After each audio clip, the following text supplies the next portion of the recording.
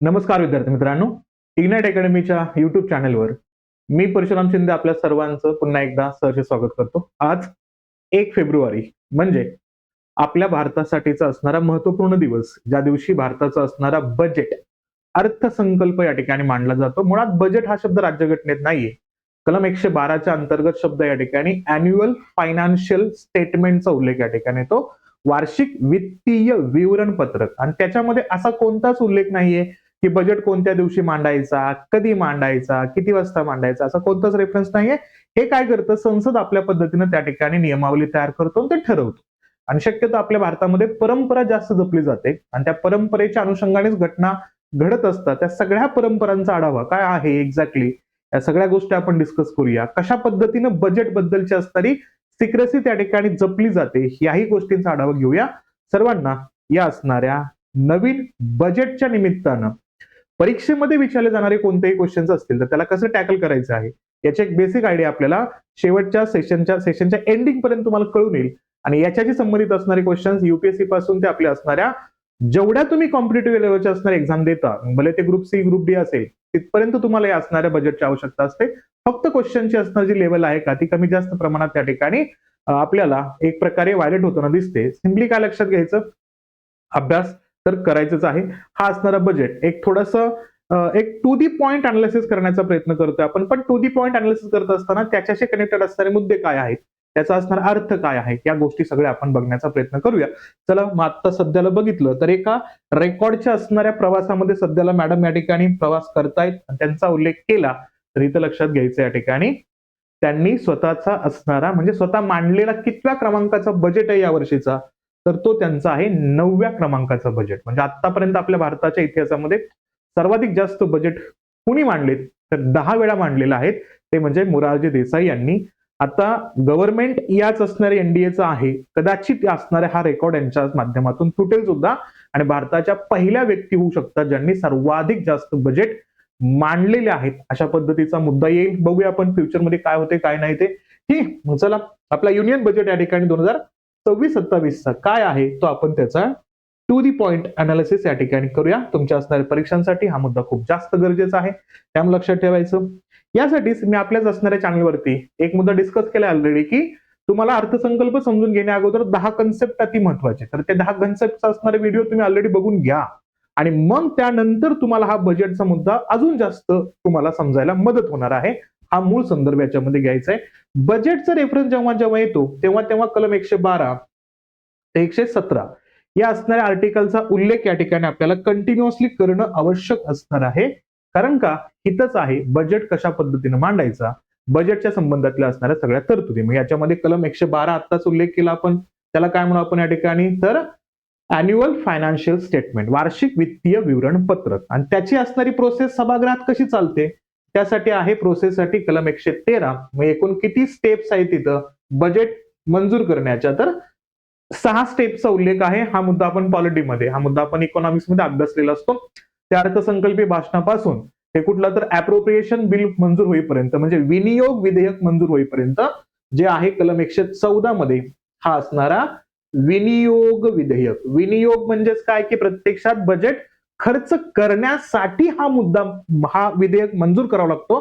त्या व्यतिरिक्त विधेयक मंजूर झालाय किंवा बजेट मंजूर झालाय असं होत नाहीये. त्यामुळं विनियोग विधेयक खूप महत्वाचा, खर्च करण्यासाठीचा मुद्दा. पैसे कमी पडले बजेटमध्ये तर अतिरिक्त असणाऱ्या बजेटचा उल्लेख या ठिकाणी किंवा रकमेचा उल्लेख याच्यामध्ये येतो 115च्या अंतर्गत. 116 काय या ठिकाणी, तर याला म्हणतो आपण लेखा अनुदान. लेखा अनुदानाचा उल्लेख केल्यानंतर काय की बजेट मांडतो आपण 1 फेबला. आता हा 1 फेबला मांडायची असणारी परंपरा सुद्धा अरुण जेटली साहेबांनी आपल्याला 2017 पासून स्टार्ट करताना दिसत आहे. त्याच्या अगोदर आपण फेबच्या एंडिंग मध्ये का मुद्दा, कारण 2017लाच आपल्या भारताचा असणारा रेल्वेचा आणि आपल्या केंद्राचा बजेट हा काय झाला, मर्ज झाला. अगोदर कसा असायचा, सेपरेट असायचा. ऍकवर्थ कमिटी होती 1921 ला आलेली आणि 1924 पासून ते 2017 पर्यंत आपल्या रेल्वेचा सेपरेट बजेट असायचा. तो काय करण्यात आला 2017ला अरुण जेटली यांनी, म्हणजेच बीजेपीच्या कालखंडामध्ये तो असणारा दोन्ही बजेट एकत्र झालेले आहेत. आणि मग तेव्हाच आपण काय करतो, तो या ठिकाणी अगोदर कसं असेल, 17च्या अगोदर फेब्रुवारीच्या एंडिंगला आपला असणारा बजेट असायचा, जो जनरल बजेट आहे संपूर्ण देशाचा. आणि त्याच्या एक दिवस अगोदर आपण रेल्वेचं बजेट मांडायचं. पण 17 पासून दोन्ही एकत्र झाल्यापासून काय करतो आपण 1 फेब्रुवारीला हा असणारा बजेट मांडतोय. 2017 पासून पहिला अर्थमंत्र्यांचा उल्लेख करायचा असेल तर अरुण जेटली साहेबांचा उल्लेख या ठिकाणी करायचा आहे. आणि तो आहे मुद्दा 1 फेब्रुवारीला आपण बजेट मांडला तर मंजूर व्हायला 75 दिवस लागले पाहिजेत. असं 1931चा ब्रिटिशचा कायदा सांगतो. पण जनरली आपण 60 दिवसामध्ये मंजूर करतो. पण या 60 दिवसामध्ये पैसा खर्च करायचा कुठनं? त्यासाठीचा उल्लेख कुठला आहे? लेखा अनुदान 116 कलमाच्या माध्यमातून प्लस जेव्हा इलेक्शनचं इयर असतं ना तेव्हा 2 बजेट येतात. इलेक्शनच्या इयरमध्ये 2 बजेट म्हणजे कोणता?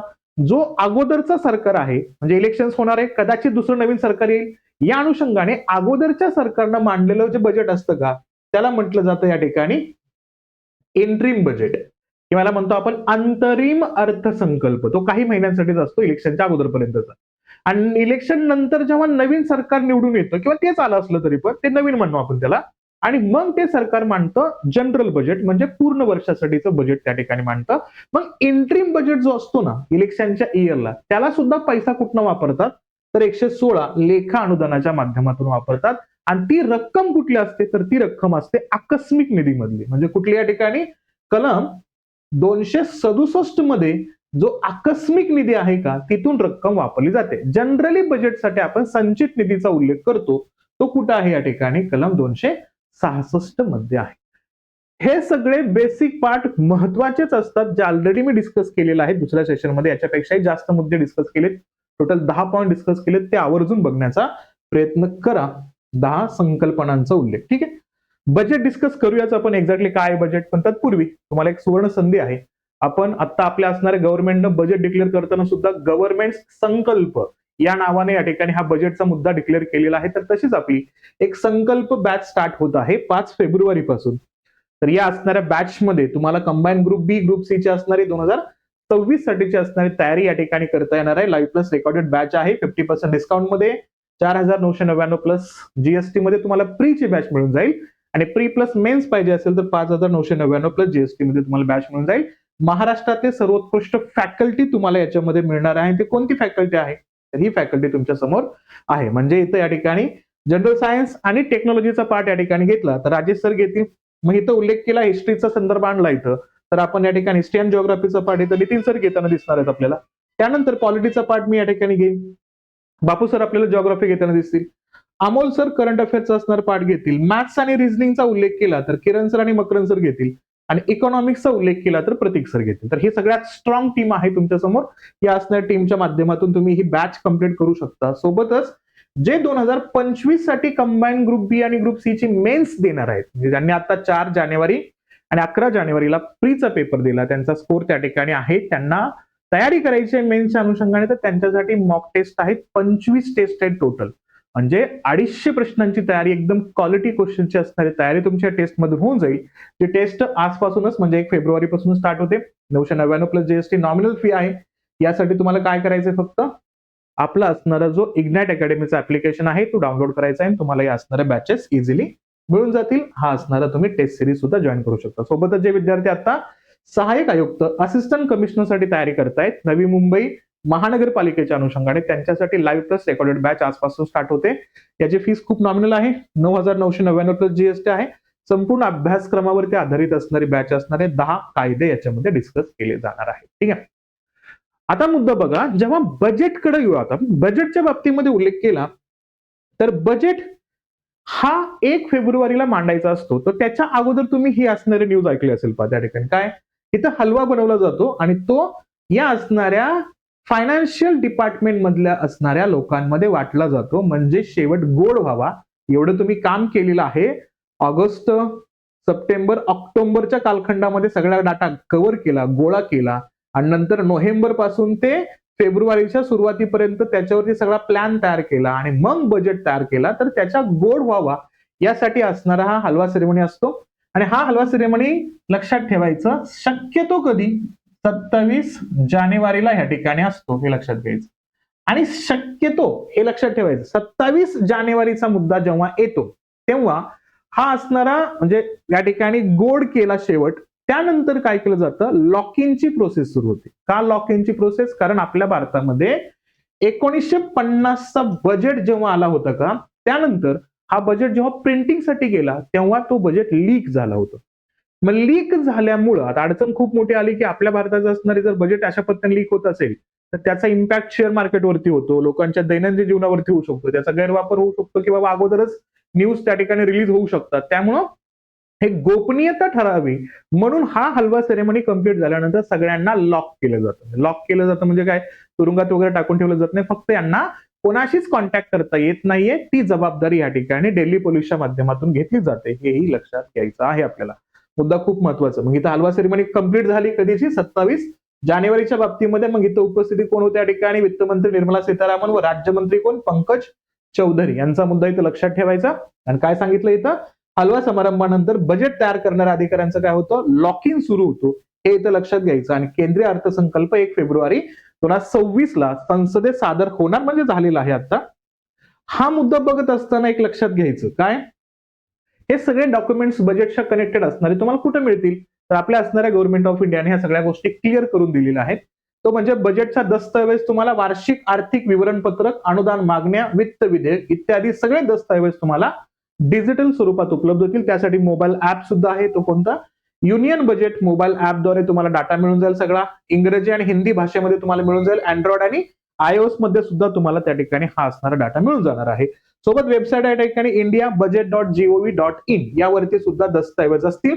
आणि वित्त मंत्र्याच्या बजेट भाषणानंतर ऍप आणि वेबसाईट वरती तुम्हाला हे अपलोड केले जाणार आहे, ते तुम्ही तिथून डाउनलोड करू शकता. मी तिथलाच असणारा डाटा घेतलाय आणि त्या अनुषंगानेच हे मुद्दे आपण डिस्कस करतोय. हे जे बजेटची प्रोसेस असते ना, कशी असते, सिंपल लक्षात घ्यायचं. बजेट तयार करण्यासाठी जबाबदारी कोणाकडे असते, फायनान्स मिनिस्ट्रीकडे. मग वित्त मंत्रालयाच्या अंतर्गत एक डिपार्टमेंट आहे, तो कोणता, डिपार्टमेंट ऑफ इकॉनॉमिक अफेअर्स. आणि त्या डिपार्टमेंट ऑफ इकॉनॉमिक्स अफेअर मध्ये आहे बजेट डिव्हिजन, आणि यांच्या माध्यमातून हे प्रोसेस कंप्लीट होते. सिंपल लक्षात घ्यायचं, मिनिस्ट्री ऑफ फायनान्स, त्याच्या अंतर्गत आहे डिपार्टमेंट ऑफ इकॉनॉमिक अफेअर्स, आणि त्याच्यामध्ये येतो कुठला, तर बजेट डिव्हिजन आहे. तर ते या पद्धतीने या ठिकाणी आपल्याला बजेट क्लिअर करताना दिसतात. आता थोडंसं काही फॅक्ट्स आहेत बजेटच्या बाबतीमध्ये, तर ते लक्षात ठेवण्याचा प्रयत्न करायचा. जसं की आपल्या भारतामध्ये ब्रिटिश आल्यानंतरचा एक सगळ्यात महत्वाचा असणारा इव्हेंट होतो, तो म्हणजे 1857च्या उठावानंतरचा ईस्ट इंडिया कंपनीचा असणारा टेन्युअर संपतो आणि भारतामध्ये एंट्री होते ब्रिटिश पार्लमेंटच्या ऑथॉरिटीची. आणि त्यानंतर आपल्या भारतात पहिला बजेट या ठिकाणी रिप्रेझेंट होतो. कधी, एप्रिलच्या 7 तारखेला 1860 मध्ये, आणि तो आपल्या भारताचा ऑफिशियल बजेट मानला जातो पहिला. आणि हा भारताचा पहिला जो बजेट आहे का, तो कुणी मांडला होता या ठिकाणी, जेम्स विल्सननी मांडला होता. हे नाव लक्षात ठेवायचं, जेम्स विल्सन. स्वातंत्र्यानंतरचा उल्लेख केला म्हणजे 1947 नंतरचा संदर्भ आला तर नोव्हेंबरच्या 26 तारखेला 1947 ला आपल्या भारताचा पहिला बजेट मांडला, तो कुणी या ठिकाणी, RK षण्मुखम शेट्टी यांनी हा असणारा बजेट या ठिकाणी मांडलेला आहे. भारताच्या स्वातंत्र्या नंतरच्या बजेटचा उल्लेख केला तर तो इथं आपल्याला लक्षात ठेवणं आवश्यक असणार आहे. आणि जो पहिला बजेट होता ना आपला 47चा, त्या असणाऱ्या बजेटमध्ये आपण काय केलं होतं, आपल्या एकूण बजेटपैकी जवळपास अर्धा बजेट आपण डिफेन्सवरती, संरक्षणावरती खर्च केला होता. म्हणजे बजेट होता या ठिकाणी किती, टोटल एक्सपेंडिचर इथं 197.39 कोटींचा, आणि त्यापैकी आपण उल्लेख केला या ठिकाणी तर जवळपास 92 कोटी रक्कम आपण कशामध्ये केली होती, डिफेन्स सर्व्हिसेसमध्ये. म्हणजे 47% रक्कम आपण डिफेन्सवरती खर्च केली होती. साहजिक आहे, फाळणीचा मुद्दा त्याच्यामध्ये डिस्कशन मध्ये येतोच. त्या अनुषंगाने भारताला अशा असणाऱ्या रकमेची आवश्यकता संरक्षणाच्या बाबतीमध्ये खर्च करणं अपेक्षित होतच, आणि ते आपण या ठिकाणी करताना बघतो, हेही लक्षात ठेवायचं आहे. त्यानंतर उल्लेख केला तर असा प्रश्न आला या ठिकाणी की सर्वात जास्त वेळ चाललेलं असणारं वित्तमंत्र्यांचं भाषण, अर्थसंकल्पीय भाषण, हे कुणी दिलं होतं, तर लक्षात ठेवायचं, लॉंगेस्ट बजेट स्पीचचा उल्लेख केल्यानंतर तो होता 2 तास 42 मिनिटांचा.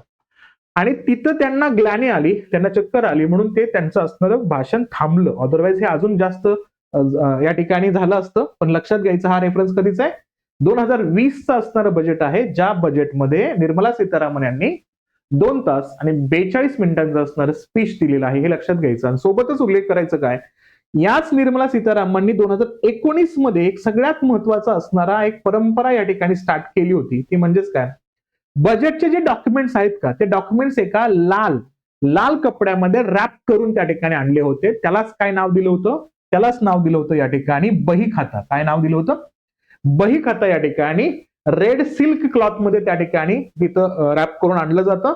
मग तिथं राष्ट्रपतींची भेट घेतली जाते आणि त्यानंतर तो बजेटमध्ये म्हणजे सभागृहामध्ये पहिल्यांदा लोकसभेमध्ये तो मांडला जातो आणि तिथं स्पीच दिलं जातं. सोबतच याच बजेटच्या बाबतीमध्ये एक मुद्दा लक्षात ठेवायचा, तो म्हणजेच काय, 1 फेब्रुवारी 2021 मध्ये 19ला बही खाता आला, जिथं डॉक्युमेंट्स होते, आणि 21 मध्ये आपल्या भारताचा आला पहिला पेपरलेस बजेट, आणि त्यानंतर आता आपण तर पेपरलेस बजेटच मांडतोय. साहजिक आहे, कोविडचा इम्पॅक्ट सुद्धा त्याच्यामध्ये दिसतोच आपल्याला. म्हणून पहिला भारताचा पेपरलेस बजेट कोणी मांडला? निर्मला सीतारामन यांनी मांडलेला आहे. तोही मुद्दा लक्षात घ्यायचा. कोविड-19च्या पॅन्डेमिक नंतरचा मुद्दा या ठिकाणी येतो.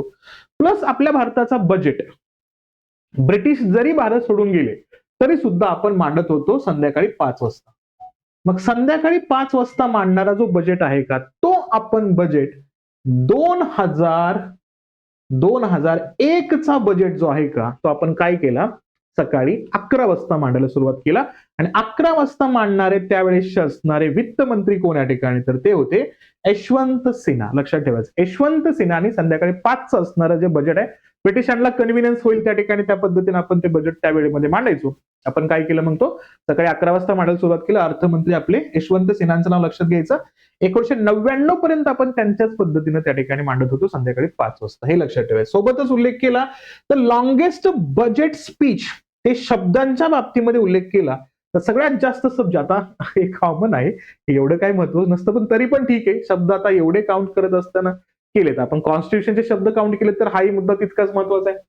लॉंगेस्ट बजेट स्पीचचा उल्लेख केला तर 18,650 शब्द असणारा बजेट मांडला गेला होता, तेव्हा आपण एलपीजी रिफॉर्म्स आणला होता, लिबरलायझेशन, प्रायव्हेटायझेशन आणि ग्लोबलायझेशनचा मुद्दा या ठिकाणी, तो मुद्दा होता मनमोहन सिंग यांनी मांडलेला. कधीचा?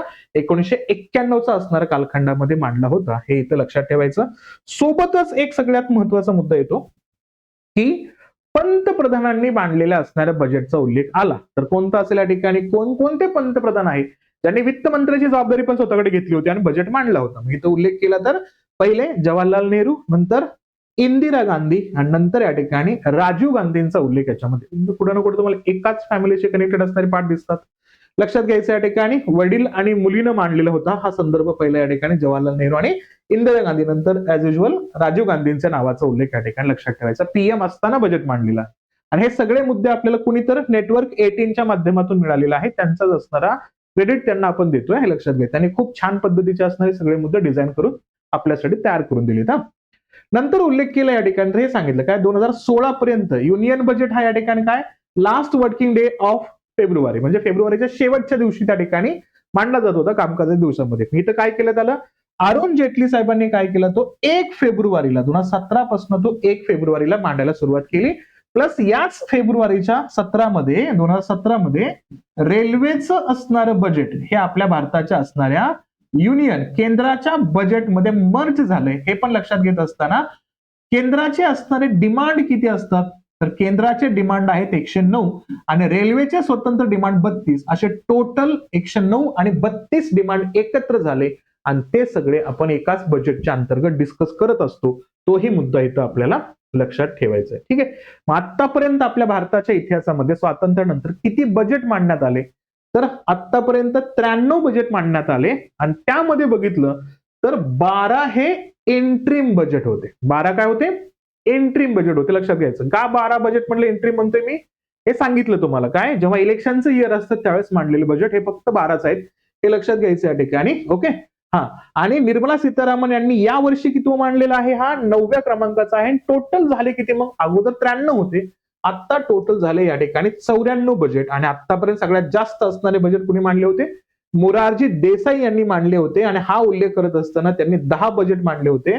काँग्रेसचे असणारे पी चिदंबरम यांचा उल्लेख केला तर या ठिकाणी ते दुसऱ्या क्रमांकावरती होते, पण त्यांची जागा आता कुणी घेतलेली आहे, तर त्यांची जागा आता घेताना दिसतात या ठिकाणी निर्मला सीतारामन. कारण मोरारजी देसाई यांनी आतापर्यंत सगळ्यात जास्त 10 बजेट या ठिकाणी मांडलेले आहेत, त्यानंतर आता 9 बजेट मांडलेले आहेत या ठिकाणी निर्मला सीतारामन. आणि सोबतच उल्लेख केला तर पी चिदंबरम यांनी मांडले होते 9, आता त्यांना या ठिकाणी क्रॉस करून आता ह्या नंबरवरती जातात. मग नंतर त्या ठिकाणी प्रणब मुखर्जींचा उल्लेख येतो, या ठिकाणी 8 बजेटचा संदर्भ याच्यामध्ये येतोय. नंतर उल्लेख केला या ठिकाणी मनमोहन सिंग यांचा उल्लेख केला तर 6 बजेट आहे, अरुण जेटली 6 बजेट आहेत. हे थोडंसं कंटेंट इथं थोडंसं लक्षात ठेवायचं आपल्याला हा मुद्दा. त्यानंतर महिलांच्या दृष्टिकोनातून कधी बजेट आलेत का, जिथं महिलांसाठी आवश्यक असणारे मुद्दे फोकसमध्ये आणलेत का, त्याला आपण त्या ठिकाणी जेंडर फ्रेंडली बजेटचा उल्लेख केला या ठिकाणी. तर आपल्या भारतात 2005 आणि 6चा असणारा जो बजेट आहे का, पहिल्यांदाच या ठिकाणी जेंडर बजेटिंगची सुरुवात करण्यात आली होती. याचं उद्दिष्ट काय होतं? अर्थसंकल्पीय वाटपांना लैंगिक दृष्टिकोनातून जेंडर लेन्सनं पाहणे आणि महिलांच्या विकासासाठी निधी सुनिश्चित करणे हा संदर्भ होता. सुरुवात झाली होती 5% निधी महिलांसाठी असला पाहिजे आणि तो आता 6.8% आपल्याला मागच्या वर्षापर्यंत ऍड होताना दिसतोय. लक्षात घ्यायचं.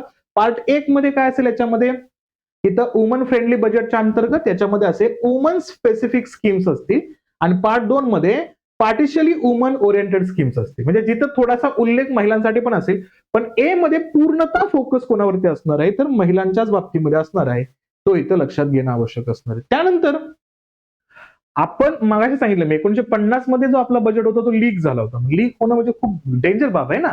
म्हणून आपल्याला बजेट काय करायचंय? सिक्रेसी, त्याची असणारी जे काही गोपनीयता आहे ती कायम ठेवायची. म्हणून काय लक्षात घ्यायचं? अर्थसंकल्प देशाच्या आर्थिक धोरणाचा आराखडा असल्याने त्याची गोपनीयता अत्यावश्यक आहे. कोणतीही गळती झाल्यास, लीक झाल्यानंतर काय होईल? बाजारपेठ, गुंतवणूकदार, नागरिकांवरती थेट परिणाम होऊ शकतो. म्हणून 1951 ते 1980 दरम्यान अर्थसंकल्पाची छपाई कुठं? मिंटो रोड प्रेस, ज्या प्रेसची स्थापना झाली होती 1923 ला, त्या मिंटो रोड प्रेसवरती आपण त्या ठिकाणी छापत होतो. मग हा बजेटचा उल्लेख केला तर 1980 नंतर नॉर्थ ब्लॉकच्या असणाऱ्या बेसमेंटमध्ये सरकारी प्रेस स्थापन करण्यात आली आणि तिथं छपाई आणि वितरण पूर्णपणे या ठिकाणी गोपनीय आणि सुरक्षित पद्धतीने या ठिकाणी केली जाते. आणि आधुनिक काळातील सुरक्षेचा उपाय केला तर आता इंटरनेटचा संदर्भ आहे. ऑनलाईन पद्धतीने आपण 1921 पासून 2021 पासून आपण काय करतोय? आपलं असणारं बजेट आपण पेपरलेस केलंय. त्यामुळे आपल्याला कंट्रोल्ड ऍक्सेस ठेवायचा आहे. लॉक इन प्रोसेस कंप्लीट करायची आपल्याला. डिजिटल सिक्युरिटी असेल, फिजिकल सिक्युरिटी असेल, या सगळ्यांची जबाबदारी या ठिकाणी घेतली जाते. आणि याचा उल्लेख केला तर हा सगळा संदर्भ कोणाच्या माध्यमातून या ठिकाणी केला जातो? तर आपला असणारा मिनिस्ट्री ऑफ होम अफेअर्स यांच्या माध्यमातून केला जातो. पण त्यांच्या सोबतच गृह मंत्रालयासोबतच याची असणारी जबाबदारी कोणाकडे दिली जाते या ठिकाणी? दिल्ली पोलीस आणि कोण उल्लेख येतो? इंटेलिजन्स ब्युरो, आयबी आणि दिल्ली पोलीस यांच्या माध्यमातून त्या ठिकाणी याचं संरक्षण करण्याची जबाबदारी असते. कारण जे लोक या बजेटच्या प्रोसेसमध्ये इन्व्हॉल्व्ह असतात त्यांचं सुद्धा संरक्षण महत्वाचं आहे. त्यांच्याकडून लीक होऊ नये याची सुद्धा खबरदारी या ठिकाणी घेतली जाते. म्हणून त्यांना काय केलं जातं या ठिकाणी? ती अशी व्यवस्था केली जाते की त्यांना कोणत्याही माध्यमातून तिथं माहिती लीक होता कामा नये आणि अधिकाऱ्यांची पार्श्वभूमी आणि हालचालीवरती लक्ष ठेवण्याचं काम या ठिकाणी करतात. हा लक्षात ठेवायचा. आणि लीक होऊ नये म्हणून त्यांना सांगितलं तुम्हाला काय केलं जातं? त्यांच्या देखरेखीमध्ये लॉक इन करून ठेवलं जातं, हे लक्षात घ्यायचं. आणि अर्थसंकल्पामध्ये जे बजेट आहे त्या बजेटची लँग्वेज कोणती असेल त्याचा उल्लेख केला तर लक्षात ठेवायचं 1955 पर्यंत अर्थसंकल्प फक्त इंग्रजीत सादर केला जात होता. 55-56 पासून अर्थसंकल्पाचा दस्तावेज हा इंग्रजी आणि हिंदी या दोन्ही भाषेत या ठिकाणी प्रसारित व्हायला लागला. जसं आपण बघतो official language for the union किंवा सेंटरसाठी त्याचा उल्लेख केला तर 1965 पर्यंत होता इंग्लिश.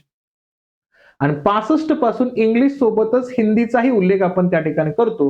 उल्लेख येतो कलम 343 चा. याला म्हणतो आपण या ठिकाणी ऑफिशियल लँग्वेज, कार्यालयीन भाषेचा उल्लेख. तसाच संदर्भ आपण थोडासा या बजेटच्या बाबतीमध्ये लक्षात घ्यायचा. पण ते 10 वर्ष अगोदरच त्या ठिकाणी काय करण्यात आलं होतं?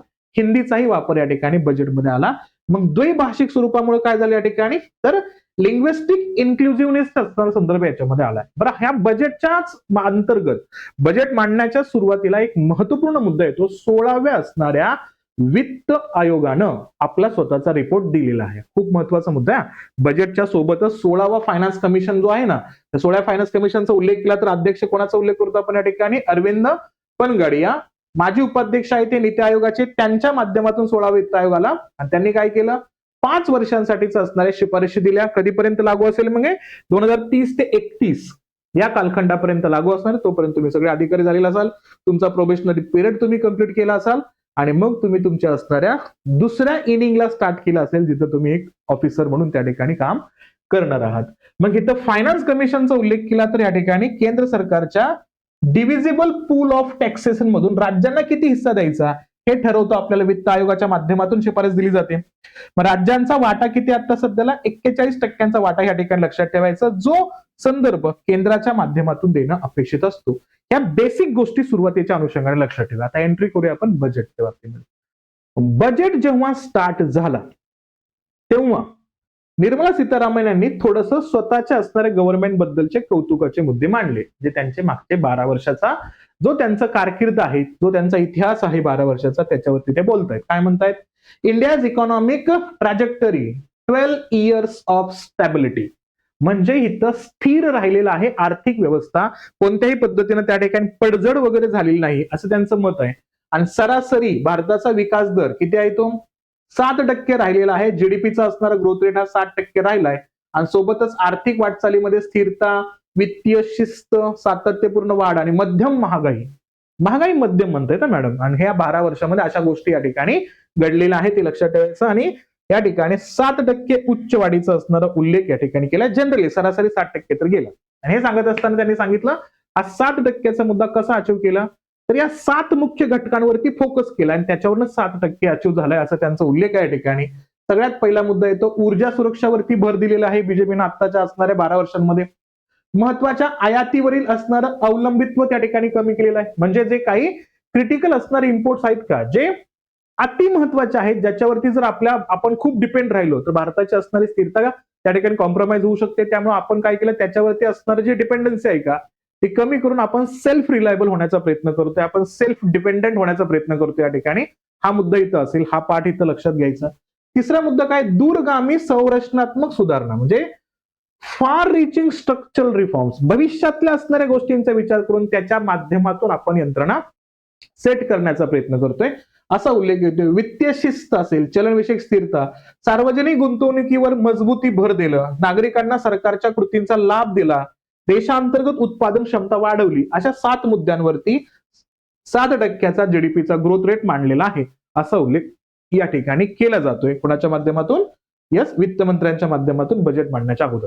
आता या बजेटच्या अंतर्गत जेव्हा बजेट स्टार्ट झाला तेव्हा त्यांनी सगळ्यात महत्वाचा उल्लेख केला युवा शक्ती ड्रिव्हन बजेट. काय? युवाला खूप मोठ्या प्रमाणात प्रमोट केलं या ठिकाणी. युवा शक्ती ड्रिव्हन बजेट म्हणजे युवा शक्तीच काय करते, या बजेटला चालवते, असा उल्लेख आहे. आणि गव्हर्नमेंट काय हा संकल्प आहे. आपली सुद्धा संकल्प बॅच आहे, जॉईन करू शकता. Government sankalp to focus on poor, underprivileged and disadvantaged, गरीब असतील, ज्यांना आतापर्यंत कोणत्याही सोयी सुविधा प्राप्त झालेल्या नसतील, त्या ठिकाणी असा प्रवर्ग असेल जो आतापर्यंत वंचित राहिलेला आहे, अशा सगळ्या घटकांना या ठिकाणी या असणाऱ्या बजेटमध्ये स्थान दिलं जाईल, असा उल्लेख केला जातो याच्यामध्ये. पण नीट आहे का, या बजेटमध्ये असं सच ॲज कुठलाही वेगळा निर्णय झालेला नाहीये. सगळ्या गोष्टी अगोदरच्याच मुद्द्यावरती आहेत आणि याचं टार्गेट ठेवले 2047. 47च्या असणाऱ्या लॉंग टर्म विजनसाठी हा बजेट त्या ठिकाणी काम करतोय, असा उल्लेख लक्षात घ्यायचा. आणि याच्यामध्ये काय केलं तर 3 कर्तव्य मांडलेत. कोणते? फर्स्ट कर्तव्य, पहिलं कर्तव्य काय असेल या ठिकाणी? Accelerate and sustain the economic growth. आपला जो असणारा आर्थिक वाढीचा असणारा जो दर आहे का, तो आपल्याला काय करायचंय, तो शाश्वत ठेवायचा आपल्याला, तो आपल्याला योग्य पद्धतीने मेंटेन ठेवायचंय, पहिलं कर्तव्य. दुसरं कर्तव्य काय? Fulfil the aspirations of our peoples. आपल्या लोकांच्या असणार जे काही अपेक्षा असतील, ज्या काही गोष्टी असतील, त्या गोष्टी सगळ्या पूर्ण करायच्या आहेत, असा उल्लेख येतो दुसऱ्या कर्तव्यामध्ये. आणि तिसरा कर्तव्य या ठिकाणी येतो, या ठिकाणी विजन ऑफ द सबका साथ सबका विकास. म्हणजे परत एकदा या ठिकाणी हाच मुद्दा, जुना स्लोगन या ठिकाणी वापरलाय तिसऱ्या कर्तव्याच्या अंतर्गत, सबका साथ सबका विकास. हा मुद्दा याच्या अंतर्गत आपल्याला मांडणं आणि लक्षात ठेवणं आवश्यक असणार आहे. ठीक आहे. आणि अजून काय म्हणताय तिथे निर्मला सीतारामन, की या असणाऱ्या 12 वर्षांमध्ये भारतानं खूप मोठ्या पद्धतीचा असणारा एक प्रकारे रिफॉर्म्स केलेत, खूप वेगवेगळ्या घटना बदलल्यात, जेणेकरून भारताची प्रगती या ठिकाणी होताना दिसते. आणि ते काय करताना त्या ठिकाणी सांगतात की गव्हर्नमेंटनं कॉम्प्रेहेन्सिव्ह इकॉनॉमिक रिफॉर्म्स केलेले आहेत. मग अशा पद्धतीचे सर्वसमावेशक असणारे आर्थिक बदल या ठिकाणी खूप मोठ्या प्रमाणात केलेत. आणि ते जवळपास किती, जर 350 पेक्षा जास्त असणारे बदल या व्यवस्थेमध्ये केलेत, ज्याच्यामध्ये जीएसटीचा पार्ट असेल, सोबतच उल्लेख केला तर लेबर कोड चेंज केले. आताच मागच्या महिन्यामध्ये आपण ते जवळपास 3 ते 4 असणार लेबर कोडचा रेफरन्स बघितला होता. सोबतच बघितलं तर क्वालिटी कंट्रोल ऑर्डर्स असतील या ठिकाणी, तर्कनिष्ठतेचा मुद्दा आणलाय, रॅशनलायझेशन हा मुद्दा या ठिकाणी आपल्याला अंतर दिसतोय. तर असे 350 असणारे जे काय रिफॉर्म्स आहेत का, बदल आहेत का, ते इथं होताना दिसतात. हाय लेवल कमिटीज या ठिकाणी तयार केलेल्या आहेत किंवा या असणाऱ्या बजेटच्या अनुषंगाने तयार केले जातील अजून नवीन मुद्दे या ठिकाणी. आणि सोबतच पाहिलं इथं तर काय केलं जातं या ठिकाणी, सेंट्रल गव्हर्नमेंट आणि स्टेट गव्हर्नमेंट हे काय करतायत, हे दोघंही एकमेकांच्या असणाऱ्या विचारांना देशाला चालवतायत, असा संदर्भ इथं मांडतायत. बजेटच्या सुरुवातीच्या असणाऱ्या फेजमध्ये हा मुद्दा आणतायत. आणि सगळ्यात महत्वाचा मुद्दा, यांनी काय केलं, या बजेटमध्ये त्यांनी काही पिलर्स मांडले, तर स्तंभ मांडलेत. किती स्तंभ मांडले, तर 6 स्तंभ मांडलेत आणि त्याच 6 स्तंभावरती संपूर्ण बजेट रन होणार आहे. 6 स्तंभ आपण या ठिकाणी डिस्कस करणार आहोत. आणि आपण सांगितलंय 75 वर्षाचा असणारा भारताचा इतिहास आपण कॅन्सल केला याच असणाऱ्या बजेटच्या अंतर्गत. जो आपण टॅक्सेशनचा पार्ट वगैरे डाटा वगैरे बोलत होतो ना, तो डाटा बोलला जाणार नाही, हे लक्षात घ्यायचं या बजेटमध्ये. आणि याचं सेशन ऑलरेडी आपण घेतलेलं आहे, ते तुम्ही बघू शकता. ठीक आहे, काय सांगितलं इथं, विकास आणि प्रगतीचे स्तंभ त्या ठिकाणी pillars of the growth and the development. आर्थिक वाढ टिकून ठेवणं पहिला मुद्दा, वाढीचा पायाभूत रचना मजबूत करणं दुसरा मुद्दा, जनकेंद्रित विकास करायचा तिसरा मुद्दा, चौथा विश्वासाधारित असणारं शासन चालवायचंय, पाचवा व्यवसाय सुलभता आणि जीवन सुलभता, सहावा असेल वित्तीय बाबींचं असणारं फोकस या ठिकाणी असेल.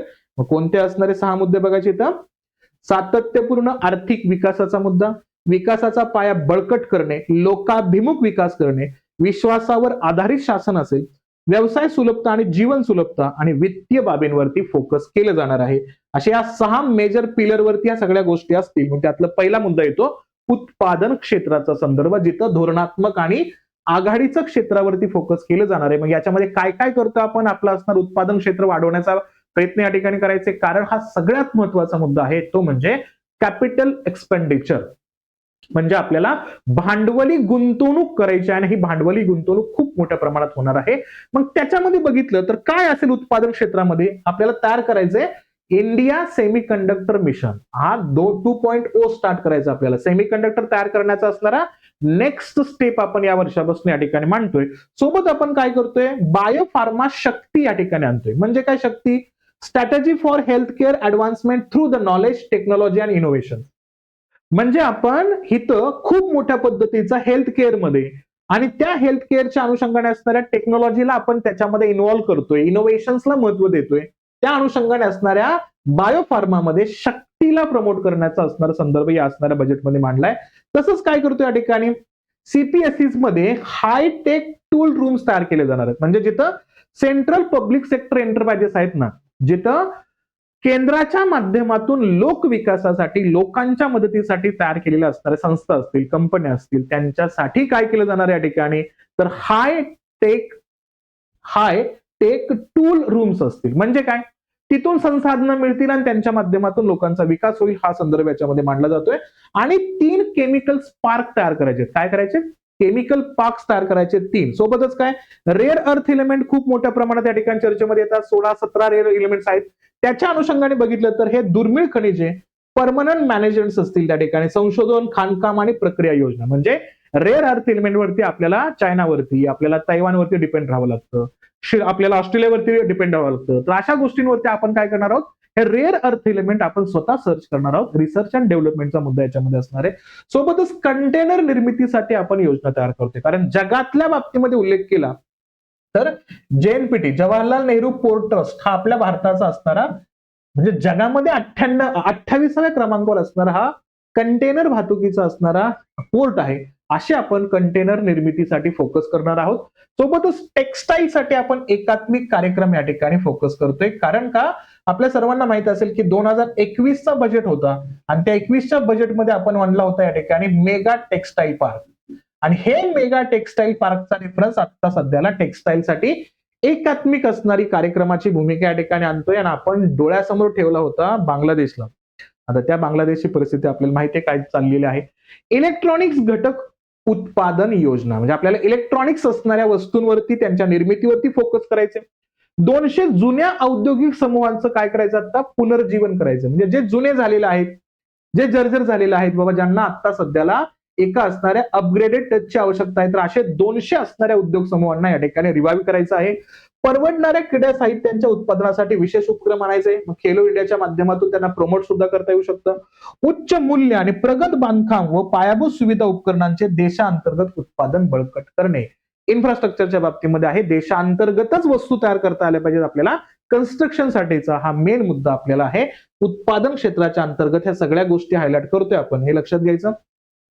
मग याच उत्पादन क्षेत्राला चालना देण्यासाठी काही कर सुधारणा पण आहेत. मग कोणत्या कर सुधारणा त्या ठिकाणी, बघा, ब्रँडेड झोन मधील असणाऱ्या टोल मॅन्युफॅक्चर्सला कॅपिटल गुड्स, उपकरणे किंवा टुलिंग पुरवणाऱ्या अनिवासी भारतीयांना 5 वर्षांसाठी आयकर सवलत असेल. म्हणजे कोण, जे मिडलमॅन असतात, म्हणजे जे कच्चा माल घेतात आणि ते दुसऱ्या कंपनीकडनं तयार करून घेतात आणि तयार करून ते पहिल्या कंपनीला विकून देतात. ज्यांच्याकडनं कच्चा माल घेतलाय, तयार केलाय, हे फक्त कोण असतात? मिडलमॅन. जे काय करतात? फक्त जे सर्व्हिस दिलेली आहे त्यांना, बाबा इकडून इकडून करून दिले, त्याचे टॅक्स घेतात, त्याचे कर घेतात, फक्त त्याचे फीज घेतात. मग अशा कंडिशन्समध्ये हे जे लोक जर अनिवासी भारतीय असतील, एनआरआयज असतील, तर त्यांना किती? 5 वर्षांसाठी आयकरामध्ये सवलत असेल. म्हणजे इंटरनॅशनल लेवलचे असणारे लोक भारतामध्ये येऊन जे भारतीय आहेत, भारताच्या अनुषंगाने कामकाज करतायत, ज्यांच्याकडे भारताचं पासपोर्ट आहे, असे अनिवासी भारतीयांना टॅक्सेशन मध्ये रिलॅक्सेशन मिळणार आहे 5 वर्षांसाठी. सोबतच बघितलं या ठिकाणी तर बॉन्डेड वेअर हाऊस मध्ये घटक साठवण्यासाठी आणि अनिवासींना सेफ हार्बर तरतूद असेल. म्हणजे काय? जे इंटरनॅशनली गुड्स असतील ते जेव्हा भारतामध्ये येतील, वस्तू जेव्हा भारतामध्ये येतील, त्या वस्तूंसाठी त्यांना एक सगळ्यात महत्वाचा मुद्दा लागतो, स्टोरेज एरिया. मग तो स्टोरेज एरिया एका सेफ कंडिशन मध्ये देण्यासाठी भारत तत्पर असेल, असा उल्लेख या ठिकाणी केला जातोय. सोबतच काय?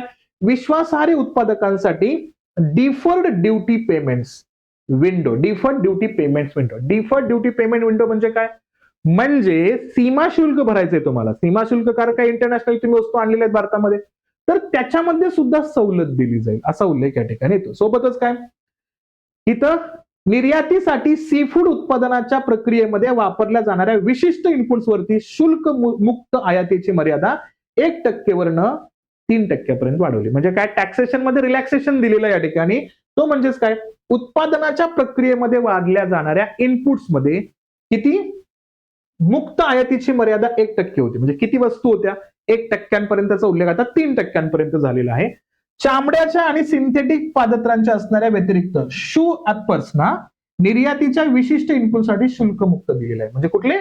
चामडे आणि सिंथेटिक असणाऱ्या चपलांचा संदर्भ सोडून द्यायचा. इतरांसाठी काय केलेलं आहे? तर शुल्क मुक्त असणारा आयात त्या ठिकाणी होऊ शकतो. म्हणजे त्यांच्यावर टॅक्स घेतला जाणार नाही. चामड्याचा आणि कापडाचे कपडे, पादत्राणे निर्यातदारांसाठी अंतिम उत्पादनाच्या निर्यातीची मुदत 6 महिन्यांवरून 1 वर्षापर्यंत गेली. म्हणजे काय? चप्पल असतील, कपडे असतील, त्याचे असणारे जे काय एक्सपोर्ट करायचे ना, ते एक्सपोर्टसाठी 6 महिन्यापर्यंत बाबा आम्ही तुमच्या असणारे एक्सपोर्टसाठी कोणता टॅक्स लावणार नाही, असा आपण संदर्भ आता तो आता 1 वर्षापर्यंत गेलाय. म्हणजे एखाद्या वस्तू एखाद्या देशासोबत कोलॅबोरेशन, हे अमेरिकेचा परिणाम आहे बरं का. म्हणजे अमेरिका वस्तू घेत नाही तर वस्तू काही दिवस भारतात ठेवावं लागतील. मग तो 6 महिन्यापर्यंत आपण त्याची असणारी यंत्रणा बेअर करू शकत होतो. आपण भारत सरकार त्यांना ठीक आहे 6 महिने ठेवा बाबा, तुमच्यावरती कोणता टॅक्स नसेल बाबा, असा होता. तो आता 1 वर्षापर्यंत नेलेला आहे. लक्षात घ्यायचं. पण स्पेसिफिक मुद्दे आहेत. चामड्याचे आणि कापडाचे कपडे आहेत, तसे पादत्राणे असतील. सोबतच मायक्रोवेव्ह ओव्हनच्या उत्पादनामध्ये वापरल्या जाणाऱ्या वेगवेगळ्या भागांवरती सीमा शुल्कातून त्यांना सवलत देणं. मग मायक्रोवेव्हला कनेक्टेड असणारे इतर पार्टिकल्स, इतर असणारे इव्हेंट्स असतील, त्यांच्या अनुषंगाने शुल्कामध्ये कमतरता आणली जाईल. या ठिकाणी सीमा शुल्कातून त्यांना सवलत दिली जाईल. सोबतच काय?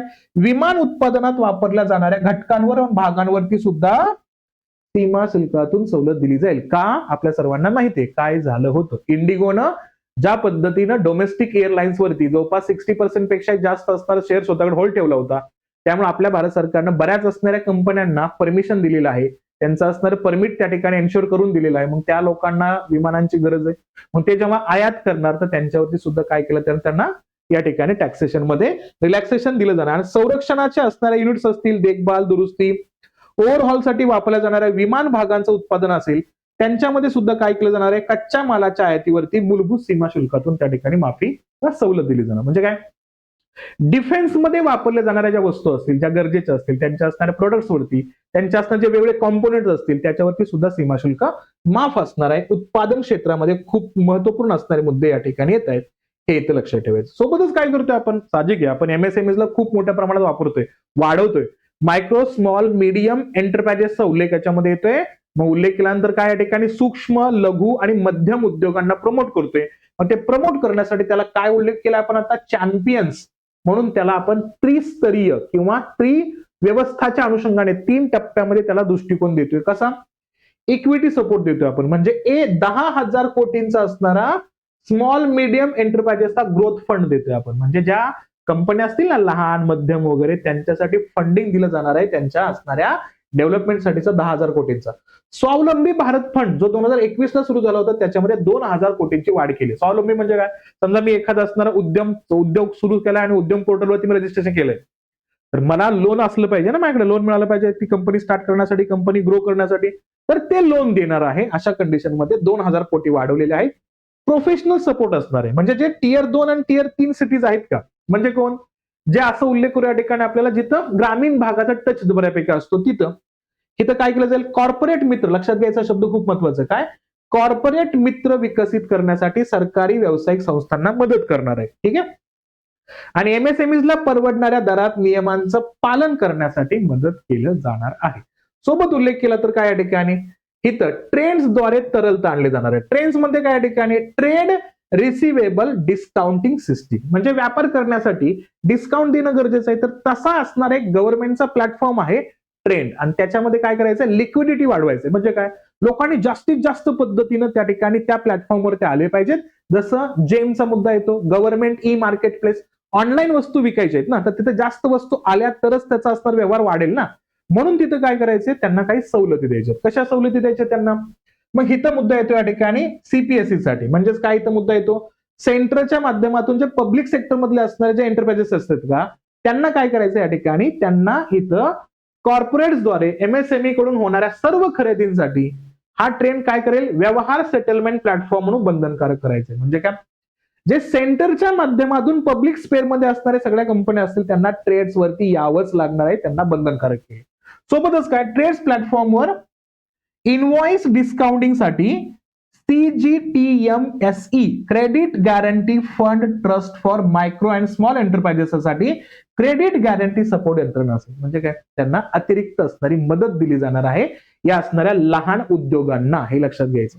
स्वस्त आणि जलद वित्त पुरवठ्यासाठी जेमला, गव्हर्नमेंट ई मार्केट प्लेसला, ट्रेंड्सला जोडायचे. आता खूप मोठा निर्णय हा. गव्हर्नमेंट ई मार्केट प्लेस स्वतःचा स्वतंत्र प्लॅटफॉर्म आहे ऑनलाईन, आणि हा ट्रेंड्स हा स्वतःचा स्वतंत्र प्लॅटफॉर्म आहे.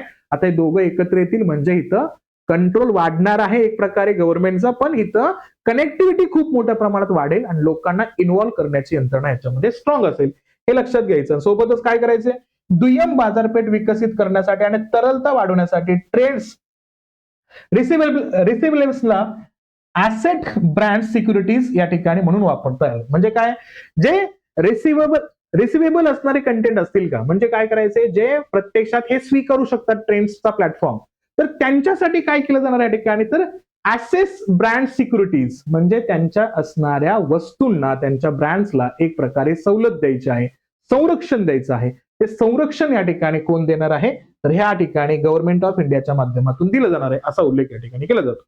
पुढं याच्यामध्येच येतो सेवा क्षेत्रावरती परत एकदा भर देताना दिसतोय आपण.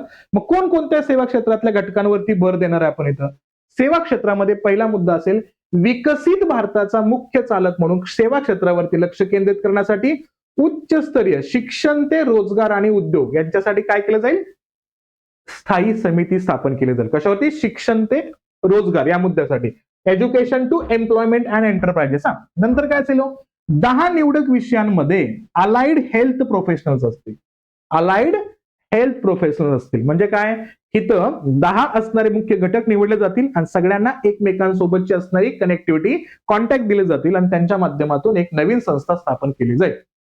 केअर इकोसिस्टीम, काळजी घ्यायची कशी या ठिकाणी, 1.5 लाख बहुकौशल्य मल्टी स्किलिंग केअर गिव्हर्सना प्रशिक्षित करण्यासाठी NSQF संरेखित कार्यक्रम विकसित केला जाईल. नॅशनल स्किल क्वालिफिकेशन फ्रेमवर्कच्या माध्यमातून आता किती लोकांना ट्रेनिंग दिलं जाणार आहे, इथं 1.5 लाख बहुकौशल्य, जे मल्टी टॅलेंटेड किंवा मल्टी स्किल्ड लोक आहेत त्यांना या ठिकाणी काय केलं जाणार आहे, प्रशिक्षण दिलं जाणार आहे. सोबतच काय, भारत मेडिकल टुरिझम वाढवतोय. साहजिक आहे, भारतामध्ये मेडिकल टुरिझम खूप मोठं आहे आणि आपल्या जवळच्या देशांचा उल्लेख केला तर श्रीलंका खूप मोठ्या प्रमाणावर भारतावर डिपेंड आहे मेडिकलसाठी. मग इथं काय करायचंय, इथं प्रायव्हेटायझेशनला आपण महत्व देतोय, खाजगी क्षेत्राची भागीदारी आणतोय आपण आणि राज्यांना मेडिकल व्हॅल्यू टुरिझमसाठी 5 हब स्थापन करणार आहेत. किती, मेडिकल व्हॅल्यू टुरिझमच्या अनुषंगाने 5 हबचा उल्लेख या ठिकाणी येतो, हे लक्षात घ्यायचं. बरं, माझा एक प्रश्न आहे, कमेंटमध्ये उत्तर द्या बघू. अजितदादांनी पुण्याच्या पिंपरी चिंचवडमध्ये अशाच पद्धतीचा एक मेडिकल हब तयार करण्यासाठीचा असणारा प्लॅन बजेटमध्ये मांडला होता.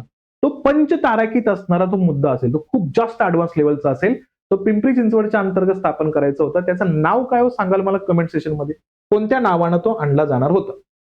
ठीक आहे. सोबत उल्लेख केला तर सेवा क्षेत्राच्या अंतर्गत नाविन्य आणि क्रीडाचा उल्लेख या ठिकाणी येतोय. आयुष्यमध्ये आपला असणार जो आयुष मिनिस्टर आहे ना, त्याच्यामध्ये काय करतोय आपण 3 नवीन all India institution for Ayurveda या असणाऱ्या संस्थांची स्थापना करतोय. आयुर्वेदांच्या अनुषंगाने 3 महत्वपूर्ण अखिल भारतीय लेवलच्या असणाऱ्या उच्च मानासाठी आयुष फार्मसी ड्रग्स टेस्टिंग लॅबचं अपग्रेडेशन होणार आहे. WHO ग्लोबल ट्रॅडिशनल मेडिसिन सेंटरचं अपग्रेडेशन होणार आहे. गोष्टी वाढवणार आहे त्याच्यामध्ये. सोबत ऑरेंज इकॉनॉमीचा मुद्दा खूप महत्वाचा आहे. कसा ऑरेंज इकॉनॉमी येतो इथं? 1500 माध्यमिक शाळा, 500 महाविद्यालयांमध्ये AVGC म्हणजे animation, visual effects, gaming coming असेल, कॉमिक्स असतील, कंटेंट क्रिएशन्स लॅब स्थापन केले जातील. कारण कंटेंट क्रिएशन्स वरती खूप मोठा मुद्दा आहे, त्याला म्हणायचं ऑरेंज इकॉनॉमी. म्हणजे काय? ज्यांची असणारी जी काही इन्कम आहे का ते त्यांच्या ऑनलाईन ऍक्टिव्हिटीशी कनेक्टेड आहे, तो मुद्दा याच्यामध्ये आपल्याला डेव्हलप करायचा आहे. आणि कंटेंट क्रिएटर लॅब तयार करायचे शाळांमध्ये आणि महाविद्यालयामध्ये. डिझाईन मध्ये काय करायचं आपल्या भागात? भारताच्या पूर्व भागामध्ये चॅलेंज रूटद्वारे नवीन नॅशनल इन्स्टिट्यूशन ऑफ डिझाईन ची स्थापना करायची. आणि क्रीडाचा उल्लेख केला तर आपल्याला खेलो इंडिया मिशनच्या अंतर्गत एकात्मिक टॅलेंट डेव्हलपमेंट आणि कोचिंग व्यवस्था, सायन्स अँड टेक्नॉलॉजीला आपल्याला एकत्र आणायचंय आणि त्याच्यातून त्याचा विकास करायचा. सोबत उल्लेख येतो शिक्षण पर्यटनाचा. शिक्षणाच्या बाबतीमध्ये उल्लेख केला तर 5 युनिव्हर्सिटी टाउनशिप स्थापन केले जाणार आहेत. आणि मुलींचं वसतिगृह जे कशासाठी? स्टीमसाठी. स्टीम म्हणजे काय? सायन्स, टेक्नॉलॉजी, इंजिनिअरिंग आणि मॅथमॅटिक्स यामध्ये ज्या मुली शिकतात का त्यांच्यासाठी वसतिगृह असणार आहेत, गर्ल्स हॉस्टेल तयार केले जाणार आहेत. सोबतच 4 टेलिस्कोप इन्फ्रास्ट्रक्चर सुद्धा याच्यामध्ये असणार आहेत. म्हणजे काय? एक प्रकारे मुलींच्या असणाऱ्या शिक्षणामध्ये पार्टिसिपेशन जास्त वाढतो इथं. आणि पर्यटनाचा उल्लेख केला तर शिक्षण, उद्योग आणि सरकार यांच्यामध्ये पूल स्थापन व्हावा, त्यासाठी नॅशनल इन्स्टिट्यूट ऑफ हॉस्पिटॅलिटीची स्थापना केली जाणार आहे. 20 प्रतिष्ठित पर्यटन स्थळांवरती 10,000 गाईड्सच्या अपस्किलिंगसाठी पायलट योजना असेल, म्हणजे गाईड्सला ट्रेनिंग द्यायचं आहे. आणि महत्वाचा मुद्दा national destination digital knowledge grid आपल्याला स्थापन करायचे. सोबतच बघितलं तर माउंटेन ट्रेल्स असतील, टर्टल ट्रेल्स असतील आणि बर्ड वॉचिंग ट्रेल्स विकसित करायचे. म्हणजेच काय करायचे? जे गिर्यारोहण करतायत, पर्वतावरती फिरायला जात आहेत, ज्यांना आपल्या भारतातल्या कासवांच्या असणाऱ्या व्यवस्थेसाठी त्या ठिकाणी बीच वरती फिरायचंय, त्यांच्यासाठी काय केले जातील? डेडिकेटेड असणारे प्रोग्राम सेट केले जातील. सोबतच काय? भारतातली पहिली असेल बरं का ग्लोबल बिग कॅट समिट, लक्षात घ्यायचं.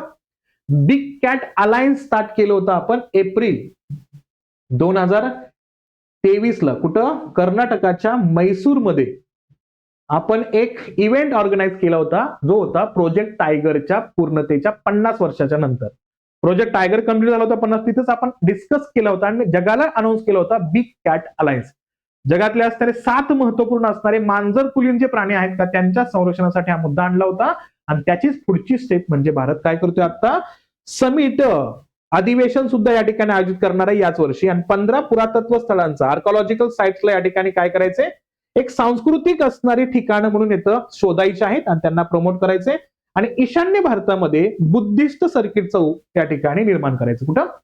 ईशान्य भारतामध्ये बुद्धिस्ट सर्किट लक्षात ठेवायचं. बुद्धिस्ट सर्किटचा मुद्दा खूप महत्वाचा. जसा अयोध्या सर्किटचा आहे, जैन सर्किटचा मुद्दा आहे, तसा हा बुद्धिस्ट सर्किटचा मुद्दा या ठिकाणी आपल्याला लक्षात ठेवायचा. जसा एक भारतमाला प्रोजेक्टचा मुद्दा आणला होता आपण कशामध्ये? अयोध्या सर्किटच्या अनुषंगाने असेल किंवा तिथं उल्लेख करायचा हिंदुइझमचं सर्किट, तसं इथं बुद्धिस्ट सर्किट या ठिकाणी तयार केला जाणार आहे ईशान्य भागामध्ये. वित्तीय क्षेत्र आणि कर प्रस्तावाचा उल्लेख केला तर काय केलं जाणार आहे या ठिकाणी? बँकिंग फॉर विकसित भारत याच्यावरती असणारं उच्चस्तरीय समिती स्थापन केली जाणार आहे.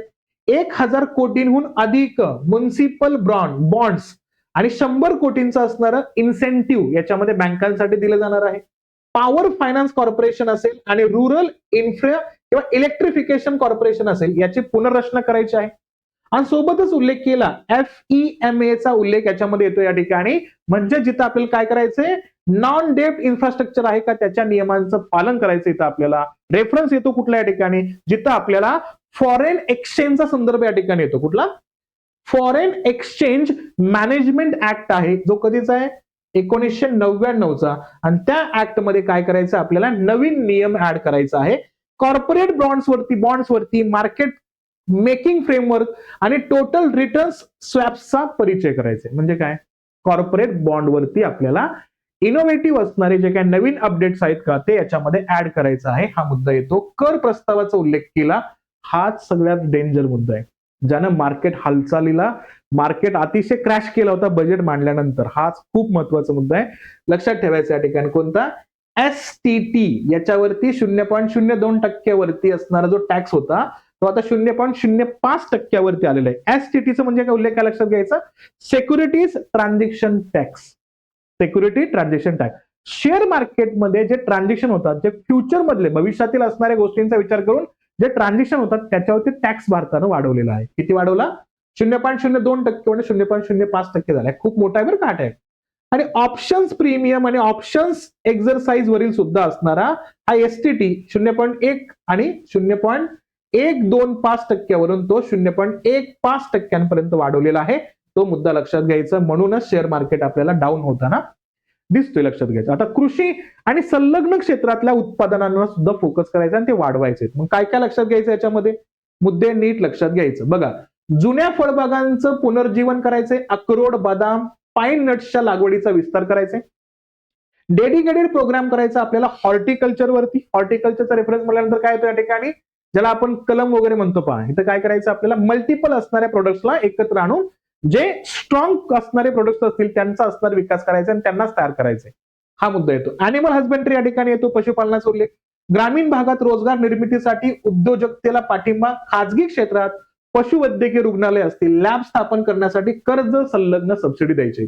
सोबतच काय करायचंय? सपोर्टिंग हाय व्हॅल्यू ऍग्रिकल्चर, नारळ संशोधन योजना, म्हणजे जे खूप जास्त पद्धतीनं जिथून कृषी घटकातून पैसा येऊ शकतो त्याच्यावरती फोकस करायचं.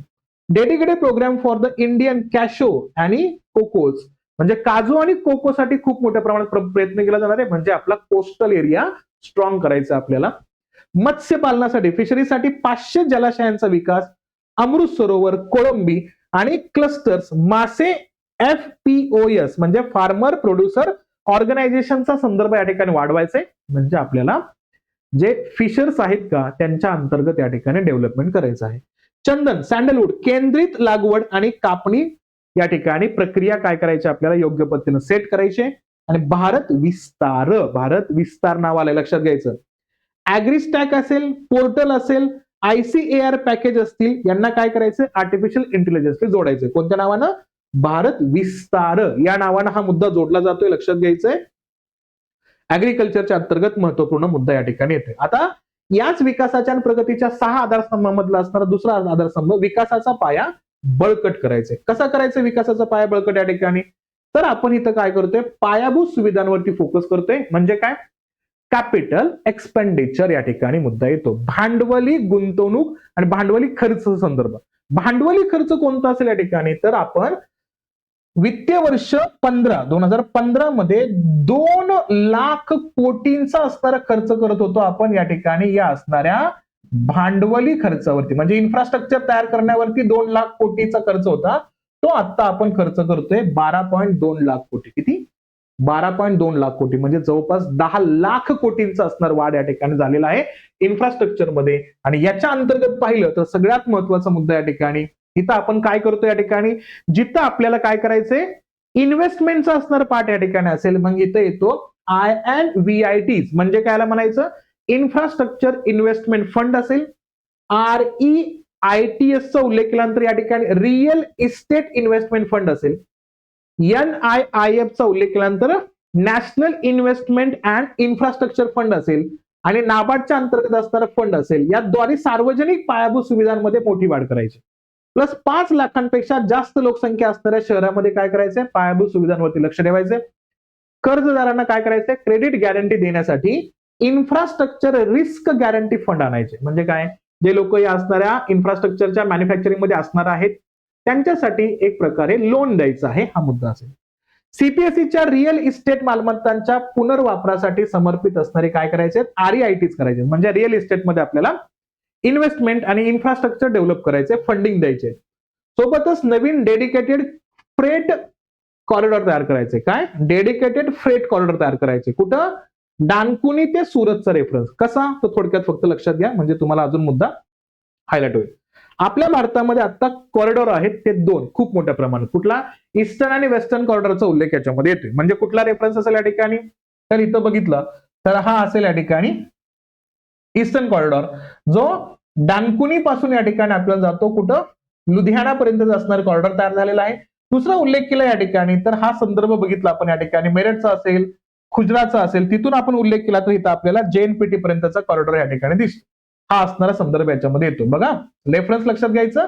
वेस्टर्न कॉरिडॉर 1499 किलोमीटरचा, ईस्टर्न कॉरिडॉर 1839 किलोमीटरचा असणार मुद्दा. आता काय केलं जाणार या ठिकाणी, इथला असणार जो सुरत आहे का, त्या सुरत पासून तर इथपर्यंत असणार कुठला, डंकुनी. इथला एक स्टेट कॉरिडॉर तयार करायचा, म्हणजे स्टेट असणारा रस्ता तयार करायचा या ठिकाणी उल्लेख येतो. तो म्हणजे का, मॅन्युफॅक्चरिंगचा मुद्दा या ठिकाणी असणार आहे. हा पार्ट खूप मोठ्या प्रमाणात चर्चेमध्ये येतोय. आता हा मुद्दा तयार करायचा आहे, त्यासाठीचा असणारा मुद्दा याच्यामध्ये असेल. रस्ता नाही, तो रेल्वे आहे, लक्षात घ्यायचं. रेल्वे तयार केला जाणार आहे कुठला, डानकुनी पूर्व ते सुरत पश्चिमीचा असणारा भाग या ठिकाणी कंप्लीट होणार आहे, हे लक्षात घ्यायचं. 20 नवीन राष्ट्रीय जलमार्ग आहेत, नॅशनल वॉटरवेज तयार केले जाणार आहेत नवीन.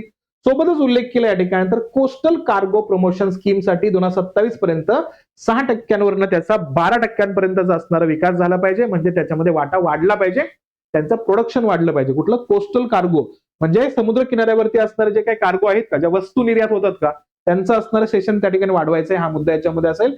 कॉरिडॉर तयार करायचे, सोबतच शहरीकरण आणि शहरांचं आर्थिक क्षेत्र वाढवायचे. कसं, ग्रोथ कनेक्टर लक्षात ठेवायचं. 7 हाय स्पीड रेल कॉरिडॉर तयार केले जाणार आहे. किती, 7 हाय स्पीड. कोणते, मुंबई पुणे, पुणे हैदराबाद, हैदराबाद बेंगळूर, हैदराबाद चेन्नई, चेन्नई बेंगळूर, दिल्ली वाराणसी, वाराणसी सिलिगुडी. आणि पर्यावरणास अनुकूल असणारे प्रवासी प्रणाली आपल्याला या ठिकाणी तयार करायचे. आणि त्यानंतरचा मुद्दा आला तर लोकाभिमुख विकासाचा मुद्दा येतो. लोकाभिमुख विकास, लोकांचा विकास करायचा आहे. आणि तो कसा विकास असेल, वृद्धांच्या आणि अलाइड केअर सेवांसाठी care ecosystem 1.5 lakh care ecosystem प्रशिक्षण तयार करायचे आपल्याला. सोबत उल्लेख केला तर सेल्फ हेल्प एंटरप्रेनर्स मार्केट्स तयार करायचे, स्वतःच्याच माध्यमातून त्या ठिकाणी जे नवीन असणारे उद्योग येतात का, त्यांना महत्व द्यायचे. दिव्यांगजन कौशल योजना आणायचे, दिव्यांग सहारा योजना या ठिकाणी आणायचे. सोबत बघितलं या ठिकाणी अलिम्कोला पाठिंबा द्यायचा. अलिम्को म्हणजे काय, artificial limbs manufacturing corporation of India, म्हणजे जे कृत्रिम अवयव तयार करतायत का, त्यांच्यासाठी या ठिकाणी महत्व द्यायचं आणि त्यांच्या असणाऱ्या रिसर्च डेव्हलपमेंटला, त्यांच्या आर्टिफिशियल इंटेलिजन्सला या ठिकाणी सपोर्ट करायचे. पीएम दिव्याशा केंद्र, पीएम दिव्याशा केंद्र आधुनिक रिटेल स्टाईल केंद्र म्हणून बळकट केली जाणार आहेत, लक्षात घ्यायचं. निमास 2, निमास काय, national institution of mental health and neuro science साठी आपण काय करतोय, त्याची रांची आणि तेजपूर, लक्षात घ्यायचं. रांची आणि तेजपूरमध्ये मानसिक आरोग्य संस्था स्थापन करतोय. आणि जिल्हा रुग्णालयामध्ये काय करायचंय, इमर्जन्सी आणि ट्रॉमा केअर सेंटर सुद्धा आपल्याला ओपन करायचे. हाही मुद्दा लक्षात घ्यायचा. आणि चौथा पार्ट बघितला तर विश्वासावर आधारित शासन असेल. कसं, टियर 2 आणि टियर 3 शहरांच्या अंतर्गत अधिकृत आर्थिक ऑपरेटर असतील या ठिकाणी. ओके, ऑथराइज्ड इकॉनॉमिकल ऑपरेटर असतील, AEO. आणि ड्युटी डिफरल कालावधी किती असेल, 15 दिवसांवरनं 30 दिवसांपर्यंत असणार आहे. म्हणजे इथं प्रत्यक्षात इन्व्हॉल्व्ह होणाऱ्या लोकांचा असणारा कालखंड वाढवलाय 15 दिवसापासून 30 दिवसापर्यंत.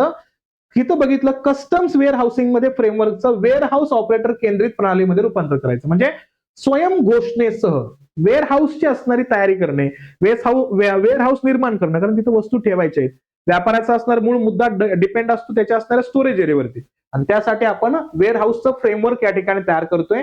आणि सोबतच पहिले या ठिकाणी तर ऑटो नोटिफिकेशन द्यायचं आपल्याला. म्हणजे काय, ऑटो एंट्री झाली पाहिजे. ऑनलाईनचा कंटेंट आपण काय करतोय, जे असणारे बिल असतील किंवा प्रत्यक्षात येणारे जे काही कस्टम्स असतील, त्यांना आपोआप सगळ्या गोष्टी मिळाव्या, त्याचा उल्लेख याच्यामध्ये आणतोय. सोबत कस्टम वरती आपला ऍडव्हान्स रुलिंगची असणारी वैधता 3 वर्षावरनं 5 वर्षांवरती येतोय.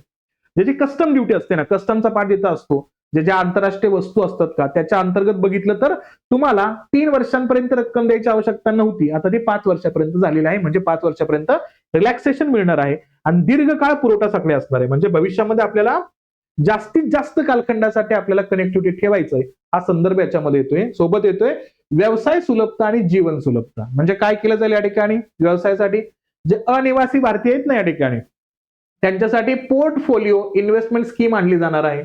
म्हणजे जे भारताच्या कंपन्यांमध्ये गुंतवणूक करू शकतात. सोबतच काय, मोटार अपघात क्लेम्स असतील ना, त्यांच्यावरती असणार व्याज आयकर मुक्त असेल. आणि त्यांच्यावरती TDS सुद्धा नसणार आहे. कशावरती, मोटार अपघात क्लेमवरती. परदेशी टूर पॅकेज वरती TCS हा 20% किती केला, परदेशी टूर वरती टॅक्स कमी केला, फक्त 5% ठेवलाय. LRS अंतर्गत शिक्षणासाठीचा TCS किती होतो या ठिकाणी, 5%वरनं 2% केलाय. जे शिक्षणाच्या बाबतीमध्ये जे टुरिझमला कनेक्टेड असतील त्यांच्यासाठी सुद्धा हा मुद्दा कमी केला टॅक्सेशन मध्ये. मॅन पॉवर सप्लाय सेवांवरील टीडीएस किती 1% 1% किंवा 2% असेल. कशावरती? जिथं मनुष्यबळ पुरवायचे खूप मोठ्या प्रमाणावरती तिथं. लहान करदात्यांसाठी कमी किंवा शून्य कपात प्रमाणपत्रांची स्वयंचलित असणारी प्रक्रिया आणायची. एकाहून अधिक कंपन्यांमध्ये सिक्युरिटीज असलेल्या करदात्यांसाठी फॉर्म 15G 15H स्वीकारण्यासाठी डिपॉझिटर्सला काय करायचंय? सक्षम करायचे. कर विवरणपत्र रिटर्न जे आहेत ना, जे आपल्याला आयटीआरचा उल्लेख सुधारित करायची वेळ 31 डिसेंबर ऐवजी 31 मार्च पर्यंत वाढवली. म्हणजे अगोदर काय असायचं? आरटीआय फिल करायचं तर 31 डिसेंबर पर्यंत फिल करावं लागत होतं, ते आता 31 मार्च पर्यंत फिल करू शकतं. आणि लहान करदात्यांसाठी परदेशी मालमत्ता असेल, पुनर्मूल्यांकनासाठी अतिरिक्त 10% कराचं रिटर्न असेल, म्हणजे खूप काही गोष्टी देतोय आपण. कर्करोगाच्या 17 औषधांवरती सीमा शुल्कातून सूट असणार आहे. 2 वर्षात कस्टम इंटिग्रेटेड सिस्टीम तयार करणार आहे. आणि सोबत उल्लेख केला 20 लाखांपेक्षा कमी परदेशी मालमत्ता जाहीर न केल्यास अभियोगातून माफी सुद्धा दिली जाणार आहे. या ठिकाणी हे लक्षात घ्यायचं. सोबतच काय? वित्तीय बाबी. आता सांगितलं आपण काय? 16व्या वित्त आयोगाच्या रिपोर्ट आल्या, शिफारशी आल्या आणि करांमधील राज्यांचा वाटा किती झाला? 41% झालेला आहे. लक्षात घ्यायचं. कायम ठेवण्याची शिफारस आहे. आणि इथं राज्यांना वित्त आयोगाच्या अनुदानापोटी 1.4 लाख कोटींची तरतूद द्यायची. म्हणजे राज्यांना केंद्रानं किती द्यायचे? 1.4 लाख कोटी द्यायचे. वित्तीय तुटीचा उल्लेख केला आणि कर्ज म्हणजे आपल्या असणाऱ्या भारतावरती जीडीपीच्या 80% कर्ज आहे आणि तो किती ठेवायचा आपल्याला 2030 पर्यंत? तो 50% आणायचे. हे लक्षात घ्यायचं. आणि हे गुणोत्तर बघितलं तर 26-27 मध्ये ते किती असेल? 55% येईल. नंतर ते बघितलं आपण या ठिकाणी तर वित्तीय तूट फिस्कल डेफिसिटचा उल्लेख तो 4.4% अंदाजित आहे. आणि पुढच्या वर्षी म्हणजे आता 26-27 जो एंड होईल ना, म्हणजे मार्च 27 ला, तोपर्यंत आपल्याला 4.3% आणायचे. म्हणजे काय? आपल्या भारताची जी जमा आहे आणि भारताचा होणारा खर्च आहे ना, याच्यातला जो गॅप आहे ना, तो गॅप कमी कमी करत आणायचा आहे. तो 4.3% टार्गेट आहे. या वर्षाचा उल्लेख केला तर 4.4% आहे. त्यालाच काय म्हणतो आपण? फिस्कल डेफिसिटचा उल्लेख याच्यामध्ये येतो. पण ते बघण्यासाठी तुम्हाला माहिती पाहिजे आपल्या भारताच्या असणाऱ्या अंतर्गत पैसा येतो कसा, म्हणजे रुपीज कम्स फ्रॉम. कशातून भारत आता उभा राहतोय? लक्षात घ्यायचा सगळ्यात मोठा वाटा आहे. दुर्दैव आहे पण खरं आहे. बॉरोविंग्स अँड लायबिलिटीज 24% आपण कर्जावरती डिपेंड आहे. लक्षात घ्यायचं. आणि त्यानंतर नंबर 2 ला एंट्री येते कोणाची? इन्कम टॅक्सच्या माध्यमातून भारताला पैसा मिळतो 21%. कॉर्पोरेशन टॅक्स वरनं मिळतो 18%. कधी काळी आपल्याला खूप जास्त पद्धतीने सपोर्ट करणारा जीएसटी गेलेला आहे नंबर 4 ला. जीएसटी आणि अदर टॅक्सेस मधनं फक्त 15% रक्कम मिळते. हे लक्षात घ्यायचं. जर सगळ्यात जास्त आपण उधारीवर जगतोय 24%, तर आपल्याला लोन पण सगळ्यात जास्त भरावं लागेल. लक्षात घ्यायचं. या ठिकाणी सगळ्यात मोठा असणारा वाटा कुठला? या ठिकाणी इंटरेस्ट पेमेंट आहे 24%. बरं आहे ते. State shares of taxes 22%. म्हणजे राज्यांना जो टॅक्सेशनचा पार्ट द्यायचा आहे तो 22% आहे. त्यानंतर जो इंटरेस्ट पे करायचा तो 20%. म्हणजे राज्यांचा वाटा आता सध्याला रुपया जातो कसा त्याच्यामध्ये जास्त आहे. म्हणजे रुपीज गोज टू या गोष्टींचा उल्लेख या ठिकाणी असेल. डिफेन्सला किती दिलाय आपण? 11% दिलाय. लक्षात घ्यायचं. डिफेन्स किती? 11%. सोबत बघितलं सिव्हिल पेन्शनचा उल्लेख केला या ठिकाणी तर 2% आहे. आता फायनान्स कमिशन आणि अदर ट्रान्सफर किती आहे? 7% उल्लेख येतोय. सेंट्रल सेक्टर स्कीम मध्ये 17% असणार वाटा आहे. आणि सेंट्रल स्पॉन्सर्ड स्कीम मध्ये 8% वाटा खर्च देतोय आपण. हे लक्षात घ्यायचं. आणि त्या अनुषंगाने पाहिलं तर कॅपिटल रिसिप्ट्स म्हणजे आपल्याला भांडवली जमा किती आहे भारतामध्ये? भांडवली जमा किती आपल्या भारतामध्ये उल्लेख केला या ठिकाणी 2025-26 चा उल्लेख केला तर तो होता 16.2 लाख कोटींचा. तो आता 26-27 ला या वर्षामध्ये किती असेल? 18.1 लाख कोटींचा अंदाज आहे आपल्याला. आणि रेव्हेन्यू रिसिप्ट या ठिकाणी महसुली असणारी जमा, महसुली जमा किती आता 25-26 चा उल्लेख केला तर या ठिकाणी हा 25-26 मागच्या असणाऱ्या वर्षाचा उल्लेख केला 33.4 लाख कोटींचा आहे. तो आता आपण अंदाजित करतोय 26-27 साठी 35.3 लाख कोटींचा असणार. आपण काय करतोय या ठिकाणी? रेव्हेन्यू रेसिप्टचा मुद्दा या ठिकाणी येतोय म्हणजे महसुली जमा. लक्षात घ्यायचा. भांडवली जमा आणि महसुली जमा याच्यामध्ये आपल्याला भांडवली जमा वाढवणं गरजेचं आहे. तो आपला आहे किती? फक्त 18.1. आणि महसुली जमा हे सगळं काय त्या ठिकाणी? हा मुद्दा सगळ्या टॅक्सेशनचा पार्ट आहे. त्याच्यामध्ये रेव्हेन्यूच्या अनुषंगाने असणारे मुद्दे ते किती आहेत? फक्त 35.3 चा उल्लेख याच्यामध्ये येतोय. आणि आपल्याला खर्च कशामध्ये जास्त करायचा असतो? कॅपिटल एक्सपेंडिचर जास्त करायचा असतो. पण आता नीट बघा, effective capital expenditure. Capital expenditure किती आहे? फक्त मागच्या वर्षी 14 लाख कोटींचा. या वर्षी किती करणार आहे आपण? 17.1 लाख कोटी करणार आहे. पण आपला रेव्हेन्यू एक्सपेंडिचर किती आहे बघा? हा जास्त असलं की देशासाठी वाईट होऊन जातं. कारण का इथं आपण फक्त काय करतोय, आपण इतर गोष्टी जिथून उत्पन्न रिटर्न येऊ शकत नाही अशावरतीच खर्च करतोय. किती आहे तो? 41.3 लाख कोटींचा खर्च होणार आहे आपला. आणि मागच्या वर्षी किती होता? 38.7 लाख कोटींचा खर्च या ठिकाणी आहे, लक्षात घ्यायचं. आणि तोच भारताकडे जमा होणारी रक्कम आणि आपण खर्च करणारी रक्कम यातला जो फरक असतो ना, त्यालाच म्हणतो आपण या ठिकाणी फिस्कल डेफिसिट. आणि तो फिस्कल डेफिसिट कोविड मध्ये खूप मोठा होता. फायनान्शियल इयर 2021 मध्ये तो होता 9.2% उल्लेख या ठिकाणी येतोय. तो हळूहळू आपण कमी कमी करत चाललोय. आता किती या ठिकाणी 2026 चा उल्लेख केला तर 25-26 चा 4.4% आणि या वर्षाचा अंदाजित किती असेल 4.3% आपण पोहोचतोय. हा मुद्दा आहे. म्हणजे प्रगती तर होते आपली, हे लक्षात ठेवायचं. डेफिसिट ट्रेंडचा उल्लेख केला तर फिस्कल डेफिसिटचा उल्लेख आपण आत्ताच केला या ठिकाणी. फिस्कल डेफिसिटचा संदर्भ या ठिकाणी तूट आहे बरं काही. आता हा संदर्भ येतो वित्तीय तुटाचा. वित्तीय तूट किती आहे? 4.3% नाहीच आपल्याला. रेव्हेन्यू डेफिसिटचा मुद्दा या ठिकाणी येतोय, म्हणजे महसुली तूट. महसुली तूट किती नाहीचे आपल्याला? 1.5 पर्यंत नाहीचे आपल्या लक्षात घ्यायचं. आणि प्रायमरी डेफिसिटचा मुद्दा आला या ठिकाणी आपल्याला. म्हणजेच काय आपल्याला प्राथमिक असणारी जी तूट आहे का, ते प्राथमिक तूट आपल्याला 0.7 पर्यंत न्यायचंय. खूप मोठा प्रगतीचा मुद्दा येऊ शकतो इथं. आणि 26-27 ला आपल्याला असणार इफेक्टिव्ह रेव्हेन्यू डेफिसिटचा उल्लेख केला. महसुली तुटीचा उल्लेख 0.3 पर्यंत आपल्याला न्यायचा आहे. मुद्दा फक्त एवढं लक्षात ठेवा, फिस्कल डेफिसिट. बाकीच नाही लक्षात ठेवलं तर चालेल. फक्त काय फिस्कल डेफिसिट किती अंदाज आपला 4.3 पर्यंत. आता किती आहे? 4.4 आहे, हे लक्षात घ्यायचं. ठीक आहे. नंतर आता सध्या केंद्र राज्याला आणि केंद्रशासित प्रदेशांना किती रक्कम देणार आहे, तर त्या रकमेचा उल्लेख केला. 2025-26 मध्ये 23.4 लाख कोटींची रक्कम देतोय केंद्राकडनं राज्यांना आणि केंद्रशासित प्रदेशांना. तो 26-27 या आगामी वर्षामध्ये उल्लेख केला तर 26.2 लाख कोटींची रक्कम आपण देणार आहे. कोणाला? केंद्र राज्यांना आणि केंद्रशासित प्रदेशांना देणार आहे. आणि त्यामध्ये जर ओव्हरलुक घेण्याचा प्रयत्न केला आपण तर लक्षात ठेवायचं, सगळ्यात जास्त पैसा देतोय आपण आता ट्रान्सपोर्ट वरती. आपल्याला इन्फ्रास्ट्रक्चरचा संदर्भ या ठिकाणी वाढवायचा. ट्रान्सपोर्टसाठी किती आहे? 5,98,000 कोटी देतोय आपण त्या ठिकाणी. डिफेन्स नंबर 2 ला या ठिकाणी किती, तर तो आहे 5,94,000 कोटी आहे. नंबर 3 ला रुरल डेव्हलपमेंट आहे आपला 2,73,000 कोटी.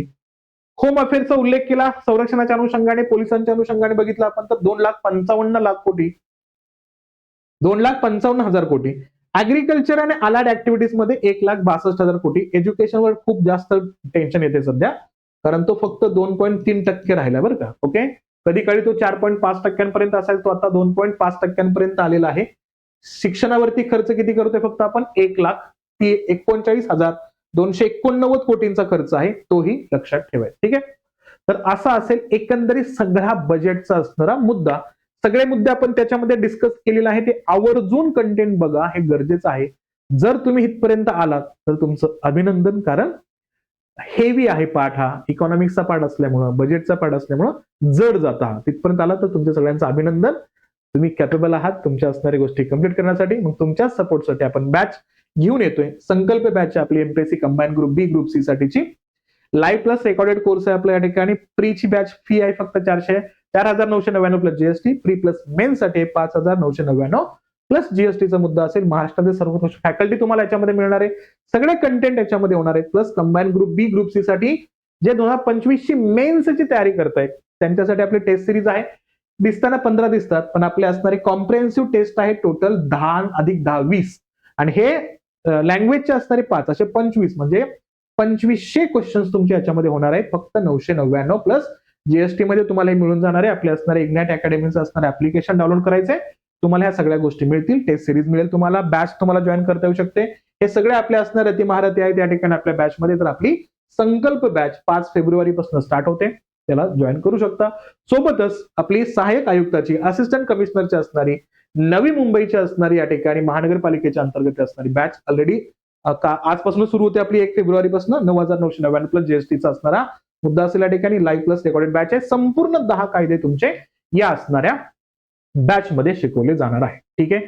पहिलं लेक्चर हे माझंच असणार आहे. स्टार्ट होते 6 वाजता, सोमवारी 6 वाजता या ठिकाणी. तर तुम्ही युट्यूब वरती पाहू शकता. ठीक आहे. चालेल. थांबूया मग आपण इथं. जर हे असणार काम, ही मेहनत तुम्हाला आवडली असेल तर लाईक करा साहेब लोक सेशनला. जास्तीत जास्त विद्यार्थ्यांपर्यंत शेअर करा. आणि चॅनलवरती नवीन असाल तर सबस्क्राईब नक्कीच. थांबूया इथं आपण. भेटूया अशाच पुढच्या सेशनमध्ये. तोपर्यंत काळजी घ्या आणि अभ्यास करत राहा. थँक्यू.